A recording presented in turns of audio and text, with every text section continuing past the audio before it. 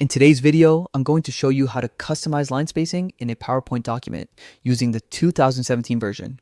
Getting line spacing right is key to making your slides easy to read and visually appealing, whether it's for work, school, or personal projects. First, open PowerPoint 2017 and load the presentation you're working on.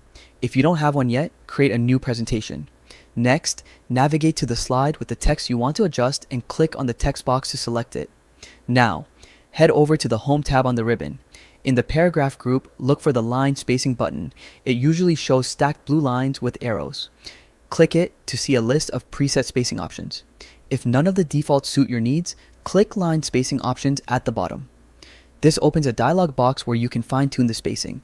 Under the spacing section, you'll see fields labeled before and after. These control the space around each line of text. Increase the numbers to give your text more breathing room, or decrease them if the lines feel too far apart. After making adjustments, review your slide to see how it looks. You can always go back and tweak the settings until your text is perfectly balanced and easy to read. And that's it. With these steps, you can easily customize line spacing in PowerPoint 2017 to make your slides look professional and polished.